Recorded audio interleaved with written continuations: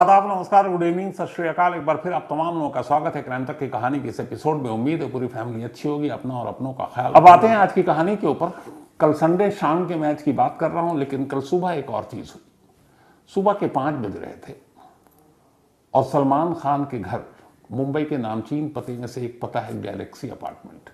वो Galaxy apartment जहां पिछले 40-50 साल से सलमान खान का पूरा परिवार रहता है, क्योंकि सलीम खान सबसे पहले वहीं आए।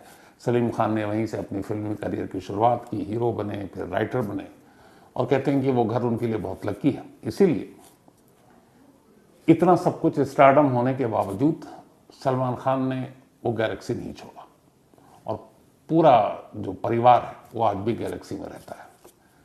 तो उसी गैलेक्सी से सुबह सुबह एक चौंकाने वाली खबर आई थी, एक दहलाने वाली खबर आई थी।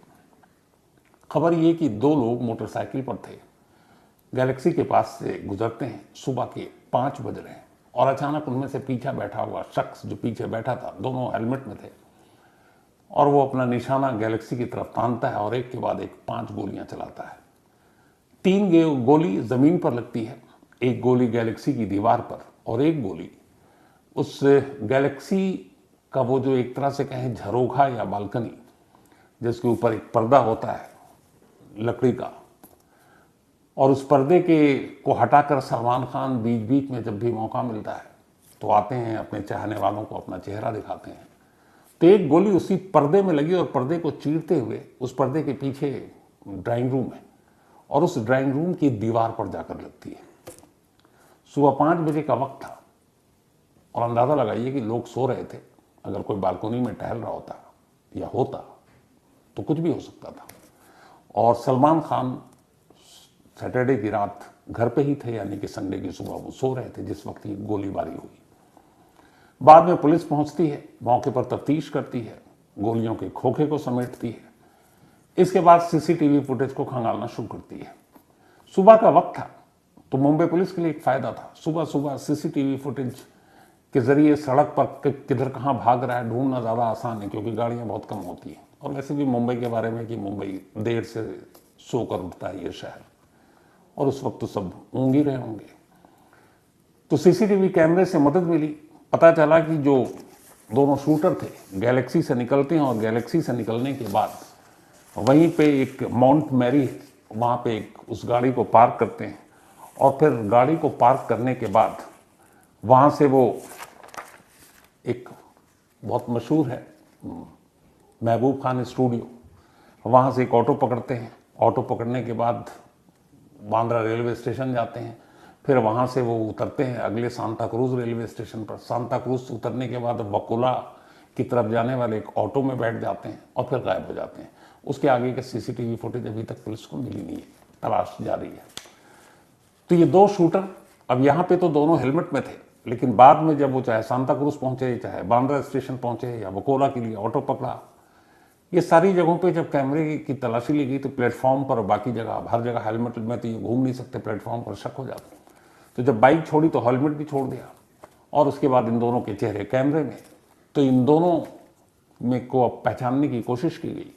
तो उनमें से एक निकला विशाल गुरुग्राम का, दिल्ली के करीब, और ये रोहित गोदारा गैंग का है, और रोहित गोदारा लॉरेंस बिश्नोई गैंग के लिए काम करता है। तो इनडायरेक्टली जाकर जो 2 शूटर में से एक शूटर विशाल है, उसके तार जुड़ गए लॉरेंस बिश्नोई से। अब ये तो लॉरेंस बिश्नोई के तार जुड़े, पुलिस इधर ढूंढ रही है, उधर अचानक फेसबुक पर, सोशल मीडिया पर एक मैसेज आता है अनमोल बिश्नोई नाम से। अनमोल बिश्नोई जो है वो लॉरेंस बिश्नोई का भाई है, और इस वक्त कहते हैं कि वो अमेरिका में है, लेकिन उसको VPN और बाकी के थ्रू, अमेरिका से नहीं बल्कि यहीं से कहीं से वो मेल जनरेट किया गया, और उस मेल में धमकी दी गई। सलमान खान के घर सुबह सुबह हुई गोलीबारी को लेकर कहा गया कि ये तो अभी ट्रेलर है, पिक्चर पूरी बाकी है, और तुमको समझाया था। तो इसकी जिम्मेदारी भी ली।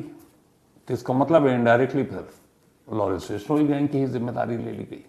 अब पुलिस तलाश कर रही है, लेकिन अभी तक करीब 36 घंटे से ज़्यादा बीत चुके हैं, लेकिन दूसरे शूटर की शिनाख्त अभी हुई नहीं है। हो जाएगी, क्योंकि पहले की तो हो चुकी है। लेकिन उन दोनों ने जिस बाइक का इस्तेमाल किया था इस शूटआउट के लिए, गैलेक्सी के बाहर जाकर जो गोलियां चलाई, उसकी तस्वीर भी कैद है। अगर उसको आप वैसे देखेंगे तो पता नहीं चलता, लेकिन उसको स्लो करके देखेंगे तो पता चल जाता है कि कैसे वो पीछे बैठा हुआ शख्स अपना हाथ दाहिनी तरफ करता है, उसके दाहिनी तरफ गैलेक्सी है और वो गोली चलाता है। तो जिस बाइक पर इन लोगों ने गोली चलाई, इत्तेफाक से वो बाइक मिल गई लावारिस, क्योंकि शूट आउट के बाद इन्होंने छोड़ दी।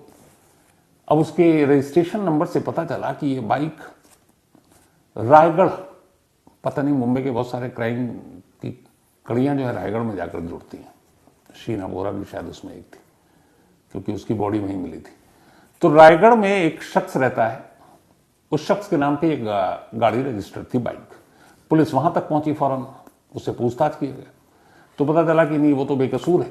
और उसने फिर बताया कि अभी 1 हफ्ते पहले उसने ये बाइक किसी को बेची है। अब इसका मतलब है कि ये वही 2 लोग हैं, लेकिन अभी पुलिस तफ्तीश कर रही है कि क्या वो जो बाइक उसने खरीदी है वो असली नाम पे तो लेगा नहीं, तो वो फेक नाम ही है। लेकिन वहां से भी कुछ ऐसे कैमरे, सीसीटीवी जहां ये लोग कैद हुए हैं, तो उसके जरिए अब उनकी तलाश की जा रही है। मुंबई में रेकी के दौरान कहाँ ठहरे थे ये भी तलाश की जा रही है, लेकिन ये अभी तक पता चला इस इंसिडेंट से पहले के कैमरे की जब तलाशी ली गई कि ये दोनों कई बार गैलेक्सी अपार्टमेंट की रेकी कर चुके हैं। इन्होंने उस गैलेक्सी अपार्टमेंट के इर्द गिर्द हर रास्ते, हर चौराहे, कहाँ से निकलना है, कहाँ से आना है, किधर से भागना है, उन सब की रेकी कर रखी थी। यहाँ तक कि उनके प्लान में वो टाइमिंग भी शामिल था कि सुबह 5 बजे उन्हें मालूम है कि मुंबई देर से सोती है, तो लोग अमूमन 3-4 बजे तक जागे रहते हैं और उसके बाद जब सोते हैं तो फिर सोते हैं। तो 5 बजे इसका मतलब है कि लगभग सब सो रहे हैं, सड़क पे भी सन्नाटा, गाड़ियाँ भी नहीं, ट्रैफिक नहीं। तो गोली चलाने के बाद भागना भी आसान है, लेकिन बाइक के साथ ज़्यादा दूर तक भाग भी नहीं सकते इन्होंने, इसलिए बाइक को पार्क की, फिर ऑटो पकड़ा, फिर ट्रेन पकड़ी, फिर ऑटो पकड़ा, तो गुमराह करने के लिए। तो ये सारी चीज़ें तो हो गई। अब पुलिस तफ्तीश कर रही है और साथ में वो मेल सोशल मीडिया पे, जो फेसबुक पे क्लेम भी कर दिया लॉरेंस बिश्नोई के जो भाई के नाम पे, अनमोल बिश्नोई। बट इसमें होगा क्या? इन 2 में से एक जो विशाल गुरुग्राम का है, चलिए ये भी पकड़ा जाएगा, शायद दूसरे की शिनाख्त हो जाएगी, वो भी पकड़ा जाएगा। आगे क्या होगा, इसको जानने के लिए अब आपको असली कहानी सुनाता हूं, क्योंकि इंसिडेंट था, आपको बताना जरूरी था। अब तक सलमान खान को 5 बार धमकियां दी गई और ये दूसरा मौका है जब हमलावर सलमान के घर तक पहुंच गए। इसकी शुरुआत होती है 2018 से। आज से 6 साल पहले सलमान खान को पहली बार धमकी दी गई थी और उस धमकी के साथ एक नाम पूरे देश की मीडिया में सुर्खियों में था, और वो नाम उससे पहले शायद ही कोई जानता था, और वो नाम था लॉरेंस बिश्नोई का। लॉरेंस बिश्नोई को एक केस के सिलसिले में जोधपुर ले जाया गया। जोधपुर कोर्ट में उसकी पेशी थी। वो रहा था तिहाड़ जेल में, बीच में कुछ दिन अजमेर जेल में रहा, लेकिन फिर उसको जोधपुर जेल में पेशी थी। जोधपुर जेल पहुंचा, जब वहां से बाहर निकला, इत्तेफाक से इसी जोधपुर का वो वाकया है जब हम साथ हैं फिल्म राष्ट्रीय प्रोडक्शन की, जिसमें सलमान खान, सैफ अली खान, तब्बू, ये सारे लोग थे। और इसी शूटिंग के दौरान वो चिंकारा और हिरन का शिकार हुआ, जिसके इल्जाम सलमान पर लगे, और वो केस अब भी चल रहा है। तो उसी शिकार के लिए बिश्नोई बिरादरी जो है वो सलमान के खिलाफ हो गई थी। और लॉरेंस बिश्नोई अब अपने आप को जब जोधपुर पहुंचा तो उसे पता था, उसने बिश्नोई बिरादरी में अपनी जो पैर है या वो है पहुंच बनाने के लिए उसने कहा कि अगर सलमान माफी मांगे तो ठीक, नहीं माफी मांगेगा तो उसे हम मार देंगे। और ये बयान उसने जोधपुर कोर्ट में दिया था, और उसने साथ में ये भी कहा था, ये 2018 फर्स्ट टाइम की बात है, कि हम इसी जोधपुर में सलमान खान को मारेंगे। अब उस जोधपुर में क्यों? क्योंकि कोर्ट में पेशी के दौरान सलमान खान अक्सर जोधपुर का आना जाना लगा रहता था, और जोधपुर सेंट्रल जेल में सलमान खान रहे भी अलग अलग किस्तों में। तो उसने पहली बार 2018 में धमकी दी कि सलमान खान को मारेंगे और जोधपुर में मारेंगे, और इसी मारने की वजह और कोई दुश्मनी नहीं, पैसा हो, गाई, अब वो सब बातें नहीं थी। उसने ढाल बनाया हिरन के और चिंकारा के शिकार को, कि इससे बिश्नोई बिरादरी जो है वो बहुत आहत हुई है, और सलमान खान अब तक माफ़ी नहीं मांगा, तो अगर वो माफ़ी नहीं मांगता तो हम मार देंगे। तो 2018 की बात है, ये जोधपुर कोर्ट में पहली बार जब ये मीडिया के कैमरे पर लॉरेंस बिश्नोई ने धमकी दी, तो लॉरेंस बिश्नोई का अगले दिन नाम धीरे धीरे लोगों को पता चला, और यहाँ से सच में उसे एक पब्लिसिटी मिल गई, और लॉरेंस बिश्नोई का फिर धीरे धीरे नाम होता ही गया। सिद्धू मूसेवाला के कत्ल के बाद तो फिर वो लगभग देश का सबसे बड़ा एक गैंगस्टर या डॉन ही एक तरह से बन गया। पर 2018 के उस धमकी को लगा था ये कि पब्लिसिटी और कुछ नहीं है, क्योंकि इससे पहले भी बिश्नोई बिरादरी ने सलमान खान के खिलाफ बहुत कुछ धरना प्रदर्शन किया था जोधपुर में। आ गई बात अब 1 साल बाद 2019 में एक संपत नेहरा नाम का शूटर है, ये लॉरेंस बिश्नोई के लिए काम करता है। ये हरियाणा पहुंचा। जब हरियाणा पहुंचा तो दिल्ली पुलिस के स्पेशल सेल ने इसे गिरफ्तार कर लिया। जब गिरफ्तार किया और पूछताछ हुई, क्योंकि कई केस में वो वांटेड था, तो तब जाकर खुलासा हुआ सलमान की दूसरी धमकी की। 2018 में लॉरेंस दे चुका था। जब संपत नेहरा लॉरेंस का शूटर पकड़ा गया तब उसने बताया कि वो हरियाणा एक ऐसे बंदूक को ढूंढने के लिए आया है जिसका रेंज ज्यादा, मतलब दूर से कहीं निशाना लेकर किसी को मार सके। तो उसने पूछा कि ऐसे लॉन्ग रेंज की गन लेकर तुम किसको निशाना बनाना चाहते हो? तब उसने खुलासा किया कि सलमान खान को मारने के लिए मुझे एक ऐसे सोफिस्टिकेटेड गन की जरूरत है जिसकी रेंज दूर तक हो। तो उसने कहा कि क्यों दूरी तक, क्यों नजदीक से भी तो हथियार है, तो तुम ये शायद बहाना कर रहा है। उसने कहा नहीं। फिर उसने जो खुलासा किया उससे पुलिस पहली बार चौंकी और दूसरी धमकी सामने आई। वो ये, उसने कहा मैं मुंबई में था और मुंबई में मैं बहुत भटका घूमा और सलमान खान के घर गैलेक्सी के बाहर मैंने बड़ी चक्कर काटे और उसकी रेकी की, कितने बजे आता है, कितने बजे जाता है, बालकोनी में कब खड़ा होता है। तो मेरे पास एक गन था, लेकिन उस गन को मैंने देखा कहीं और चलाकर, तो उसकी लगा नहीं कि इतनी दूरी से मैं निशाना ले सकता हूं, क्योंकि सड़क के इस पार या उस पार से खड़ा होना था। घर के अंदर गैलेक्सी में तो घुस नहीं सकता था, सिक्योरिटी है, तो दूर से निशाना नहीं लग सकता था। तो परफेक्ट निशाना लगता नहीं, इसलिए मौका चूक जाता। तो मैंने अपना आइडिया ड्रॉप कर दिया और मैं वापस आया हूं हरियाणा, ताकि एक ऐसी गन मुझे मिले जिससे मैं लंबी दूरी तक सही निशाना लगा सकूं। जब यह खुलासा हुआ तो फिर दिल्ली पुलिस ने मुंबई पुलिस को इसके बारे में बताया। मुंबई पुलिस ने फिर इस मामले में जांच की और आगे की कार्रवाई की। लेकिन वो कार्रवाई क्या हुई पता नहीं। संपत नेहरा को वैसे ही पकड़ा जाना था, वो पकड़ा गया और वो जेल में है अभी भी। ये 2 हो गया 18 के बाद 19। अब इसके बाद तीसरी धमकी आती है 2022 में। 3 साल खामोश हो जाता है। इस दौरान में कई बार लॉरेंस बिश्नोई कुछ बोलता है, लेकिन असली धमकी तब आती है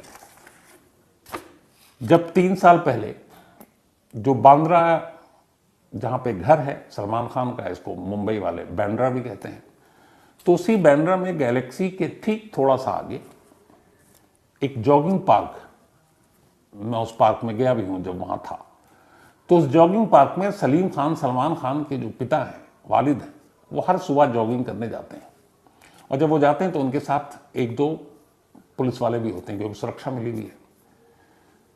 तो उसी जॉगिंग पार्क में सलीम खान जून 2022 में जॉगिंग करने के लिए गए। और जब वो जॉगिंग करते थे तो उसके बाद थोड़ा सा रेस्ट करने के लिए वहीं उसी पार्क में एक बेंच है, और वो खासतौर पे बेंच यही था कि इसी पे सलीम खान बैठेंगे, तो वो उसी पे आके बैठते थे। तो जॉगिंग करने के बाद जब वो उस बेंच पर पहुंचे तो उन्होंने देखा कि एक मुड़ा तोड़ा पेपर रखा हुआ है। तो उन्होंने उठाया तो देखा कि उस पर लिखा हुआ है, और उस पर यह लिखा था कि तुम और तुम्हारे बेटे दोनों का जो है यही अंजाम होगा, तुम दोनों को मारा जाएगा। और पूरी जो उसमें डिटेल थी वो ये। उससे ठीक पहले, ये बात है जून की, जून 2022, और उससे पहले 27 से 28 से 29 मई पंजाबी सिंगर सिद्धू मूसेवाला का कत्ल हुआ था। तो ठीक सिद्धू मूसेवाला के कत्ल के महीने भर के बाद ये एक चिट्ठी मिली एक पार्क के बेंच पर, जिसपे सलीम खान बैठा करते थे, और इस चिट्ठी में लिखा था कि तुम्हारा वही अंजाम होगा जो सिद्धू मूसेवाला का हुआ है। तो ये तीसरी धमकी थी।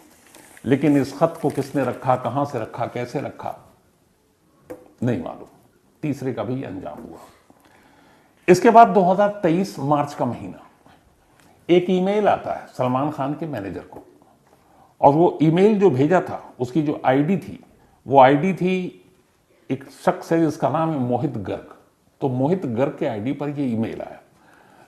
मोहित गर्ग लॉरेंस बिश्नोई, और लॉरेंस बिश्नोई के बाद दूसरा जो सबसे बड़ा बॉस है उसकी गैंग में, गोल्डी बराड़, जो इस वक्त कनाडा में है। सिद्धू मूसेवाला के कत्ल की जो असली प्लानिंग की थी वो गोल्डी बराड़ है। तो ये जो है मोहित गर्ग, इसके ईमेल आईडी से ये मेल गया सलमान खान के मैनेजर को, और उस मेल में ये लिखा था ये जब बात कर रहा हूं मैं मार्च 2023 की, तो इस दौरान में फिर से लॉरेंस बिश्नोई ने एक दो बार ये कहा जेल से ही कि सलमान खान को मौका दे रहा हूं, वो एक बार माफ़ी मांग ले। ये भी कहा था कि वहाँ एक बिश्नोई का मंदिर है राजस्थान में, वहाँ जाकर वो माफ़ी मांग ले तो हम उसे छोड़ देंगे, हमें उससे कुछ और नहीं चाहिए। लेकिन अगर वो माफ़ी नहीं मांगता है तो फिर हम उसे मार डालेंगे, ये धमकी दे चुका था। उसी धमकी के बाद ये मार्च 2023 में एक ईमेल आता है सलमान के मैनेजर को, मोहित गर्ग के ईमेल आईडी से, जो गोल्डी बराड़ और लॉरेंस का खास है। और उस ईमेल में लिखा हुआ था कि हमने तुम्हें वक्त दिया, मोहलत दी और तुमसे कहा कि तुम माफ़ी मांग लो, तुमने मांगी नहीं। अब तुम्हें एक आखिरी मौका दे रहे हैं कि तुम गोल्डी बराड़ से फेस टू फेस अब बात करो, फेस टू फेस तुम बात करो और उसके बाद माफ़ी मांगो। अगर तुमने फेस टू फेस बात नहीं की तो ये लास्ट मैसेज है, इसके बाद कोई मैसेज नहीं, इसके बाद सीधे हमला होगा। ये मार्च 2023 की बात है। इस ईमेल के आईडी के आने के बाद मोहित गर्ग ईमेल आईडी जिसने भेजा, इसका क्या हुआ? संपत नेहरा के अलावा बाकी इन सब का भी कुछ नहीं हुआ। इसके बाद नवंबर 2023, ये मार्च 2023 की बात है, अब नवंबर 2023, 4 महीने पुरानी बात है। इसमें फेसबुक के जरिए, पहले मेल से आया, अब फेसबुक के जरिए सलमान खान को 5वीं धमकी दी गई। और इस फेसबुक में ये लिखा था, ये जो धमकी दी गई थी, ये एक पंजाबी और सिंगर है जिनका नाम है गिप्पी ग्रेवाल। गिप्पी ग्रेवाल को जान से मारने की धमकी दी गई थी क्योंकि गिप्पी ग्रेवाल ने सिद्धू मूसेवाला की मौत के बाद उनके फेवर में कुछ कहा, तो उसने कहा कि अब तू भी जाएगा। और साथ में इसी जो फेसबुक पे जो एक पोस्ट था उसमें यह भी लिखा था कि ठीक गिप्पी ग्रेवाल तेरे ही जैसा अंजाम सलमान खान का भी होगा। और सलमान खान को इसमें भी जान से मारने की धमकी दी गई। तो ये हो गए 5 धमकी। अब इन 5 धमकी के अलावा एक बार एक शख्स संपत नेहरा, जो मैंने आपको बताया 2018 में, बल्कि 2019 में वो गैलेक्सी पहुंच गया था, लेकिन उसके पास दूर तक मारने वाला गन नहीं था, इसलिए उसने गोली चलाई नहीं, लौट आया। अब पहली बार 2 लोग गैलेक्सी के बाहर पहुंचते हैं, 5 राउंड गोली चलाते हैं, 3 गोलियां जमीन पर, एक गैलेक्सी की दीवार पर और एक गोली गैलेक्सी के झरोखे के पर्दे को भेदती हुई ड्राइंग रूम की दीवार पर। ये पहला मौका है जब गैलेक्सी के अंदर तक गोली पहुंच गई। अब जाहिर है ये मुंबई पुलिस के लिए भी एक चेतावनी जैसी है, क्योंकि अभी तक धमकी धमकी धमकी पब्लिसिटी के लिए हो रहा है, लेकिन यहां तो ये हो गया कि अब गैलेक्सी के अंदर तक गोली जा रही है। और उस बालकनी या झरोके से जहां अक्सर सलमान खान आकर अपने फैंस को अपनी झलक दिखाते हैं। अब इन धमकियों के बाद ऐसा भी नहीं है कि मुंबई पुलिस ने कुछ नहीं किया। मुंबई पुलिस ने सलमान खान की सिक्योरिटी बढ़ाई। 2022 में सलमान खान को गन के लिए लाइसेंस दे दिया। सलमान खान को अपनी सुरक्षा के लिए उन्होंने फिर गन खरीदा। अब ऐसा नहीं कि उनके पास लाइसेंस नहीं था, लेकिन उसी हिरन के शिकार के लिए जब वो जोधपुर गए थे और लाइसेंसी वेपन जो शायद एक्सपायर हो चुका था, उसके बाद उनको कभी दोबारा लाइसेंस नहीं मिला। लेकिन अब उनकी जान को खतरा को देखते हुए दोबारा 2022 में मुंबई पुलिस ने रिवोक किया और उनको गन का लाइसेंस दे दिया। तो पहले ये कि आपके पास एक बंदूक हो ताकि आप अपनी सुरक्षा कर सके। दूसरी, इससे पहले सलमान के पास वाई कैटेगरी की सुरक्षा थी। 2 पुलिस वाले होते थे साथ में, और अगर गाड़ी में जा रहे हैं तो कुछ गाड़ी में भी पुलिस वाले होते थे। लेकिन अब जब लगातार थ्रेट बढ़ा तो अब इसको वाई को बढ़ाकर वाई प्लस, तो वाई प्लस में अब सिक्योरिटी ये है कि कम से कम 4 और 2 6 लोग वैसे होते हैं, बाहर जाते हैं कुछ और होते हैं, घर के अंदर अलग सिक्योरिटी होती है। मतलब सलमान अगर गैलेक्सी में है तो भी सुरक्षा रहेगी मुंबई पुलिस की। अब यहाँ पे फिर सवाल उठ रहा है कि अगर मुंबई पुलिस की सुरक्षा 24 घंटे है, घर के अंदर भी और सलमान खान बाहर जाते हैं तो भी है, तो उसी सुरक्षा वाई कैटेगरी या वाई प्लस के रहते हुए 2 लोग आते हैं और गैलेक्सी के बाहर गोली चलाकर निकल जाते हैं, पकड़ में भी नहीं आते। तो यहाँ सुरक्षा पे भी सवाल है। लेकिन इन्हीं सुरक्षा को देखते हुए लास्ट ईयर सलमान खान ने यह भी किया कि अपने लिए एक बुलेट प्रूफ जो एक निसान गाड़ी है वो दुबई से इंपोर्ट किया है। और अब वो बुलेट प्रूफ, पहले था इनके पास लैंड रोवर बुलेट प्रूफ के ही जैसा, लेकिन अब उन्होंने बुलेट प्रूफ गाड़ी अपने लिए खरीदी। अब वो जहाँ भी ट्रैवल करते हैं तो बुलेट प्रूफ गाड़ी में चलते हैं। ये सारी चीज़ें हो गई। लेकिन इन सारी चीज़ों के बाद दिक्कत एक है जो मुंबई पुलिस के लोग बताते हैं, वो ये है कि सलमान खान एक स्टार है, एक सितारा है। अब सितारा अपने चाहने वालों से दूर तो नहीं रह सकता ना। मतलब इसको ऐसे भी समझ लीजिए कि सलमान सितारे हैं और उनके चाहने वाले जुगनू हैं, तो जितना जुगनू चमकेगा यानी उनके फैंस आसपास होंगे उतना बड़ा वो स्टार, उतनी ज्यादा उसकी चाहत। अब अगर उस स्टार से उसके चाहने वालों को ही दूर कर दिया जाए तो फिर स्टार को ही बुरा लगेगा और उसे लगेगा काहे का स्टारडम।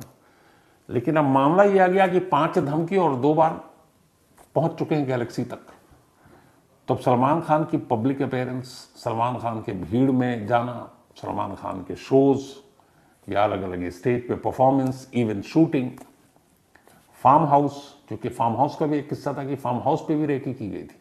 बाकायदा कुछ हमलावर फार्म हाउस के पास रेंट पे घर लेकर कई महीने रुके लेकिन उन्हें मौका नहीं मिला। तो ये भी एक हो चुका है। तो अब इन सारी चीजों पे असर तो पड़ेगा, लेकिन होगा क्या? मुंबई पुलिस कैसे रोकेगी, क्या करेगी? क्योंकि केस अपने आप में बेहद अजीब है। हर चीज घूम फिर कर ये आ रहा है कि जितने भी हमलावर हैं, शूटर हैं, ये किसके आदमी हैं? लॉरेंस बिश्नोई। लॉरेंस बिश्नोई कहाँ है? जेल में है। तो आप अगर एक शख्स है कि चलो बाहर है जी, बाहर से पकड़ कर ले आएंगे, सारा केस सुलटा देंगे, वो तो ऑलरेडी जेल में है, कई जेल के चक्कर काट चुका है, तिहाड़ रहा खूब। अब उसको अहमदाबाद जेल में भेज दिया गया, वहां है, लेकिन जेल से उसका पूरा साम्राज्य चल रहा है। तो ऑलरेडी जो शख्स जेल में है और ये सारे जो पकड़े जा रहे हैं, इनको पकड़ने का फायदा क्या है? ये मोहरे पकड़े गए, वो 2-4 और ले आएगा, हर महीने नया गिरोह बदल देगा, तो आप कुछ कर नहीं पाओगे। क्यों? जब तक आप लॉरेंस बिश्नोई का संपर्क जेल के बाहर की दुनिया, उसके गैंग से आप नहीं काटेंगे, आप उस पर कंट्रोल नहीं कर सकते। पहली चीज कि मुंबई पुलिस की मजबूरी क्या है?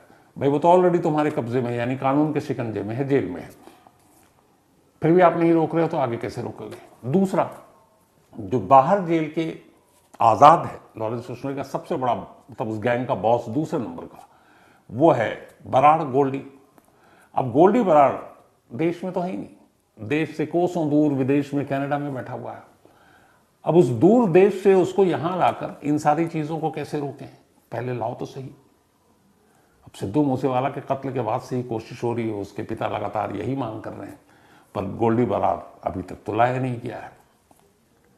करीब कितने साल हो गए, 90-92 से लेके आप तो मतलब 35-35 साल तो हो गए दाऊद को भी गए हुए, वो भी नहीं आया है, तो गोल्डी बराड़ भी नहीं आया।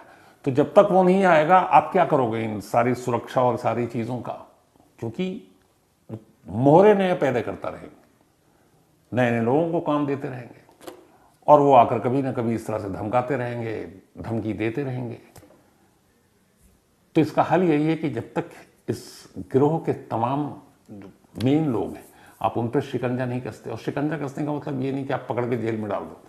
जेल के अंदर से जो हो रहा है, क्योंकि मैं कई बार कह चुका हूं कि लॉरेंस बिश्नोई तब तक लॉरेंस बिश्नोई नहीं बना था जब तक कि वो जेल नहीं पहुंचा था। 2014 में जब वो पहली बार अरेस्ट होकर जेल गया, वहां से लॉरेंस बिश्नोई फिर बड़ा गैंगस्टर बना। सोचिए, लोग बाहर से बड़े होकर फिर जेल आते हैं, ये वो गैंगस्टर है जो बाहर में छोटा मोटा गुंडा था और जेल आने के बाद लॉरेंस बिश्नोई इस देश का, इस वक्त अगर कहूं तो गलत नहीं है, सबसे बड़ा गैंगस्टर है। क्यों? जेल ऑफिशियल ने बनाया। क्योंकि आप जेल के अंदर रहकर अगर पूरा गैंग चला रहे हो तो फिर काहे का जेल? कैसी जेल? कौन सी सख्ती, कौन सी सजा? यहाँ तो सब कुछ बढ़िया बढ़िया है। दूसरी तरह गोल्डी बराड़ आप ले भी आएंगे तो क्या करेंगे? जब तक आप चेन नहीं काटोगे, आप संपर्क नहीं काटोगे, कोई फायदा नहीं है। तो मुंबई पुलिस के सामने दिक्कत यही है कि जो मास्टरमाइंड है उसको पकड़ के केस खोल सकते हैं, वो पहले ही से शिकंजे में, भैया क्या करोगे तुम? दूसरा है वो है ही नहीं देश में, तो तुम क्या करोगे भैया? तो इसी तरीके से ये चल रहा है। 5 धमकी हो चुकी, दूसरी बार गैलेक्सी में पहुंच चुके हमलावर, और कल तो हद ही हो गई कि गैलेक्सी के अंदर तक गोली पहुंच गई। तो इस केस में जो भी अपडेट होगा आगे मैं आपको जरूर बताऊंगा। उससे पहले वही अपना कहानी खत्म करूँ।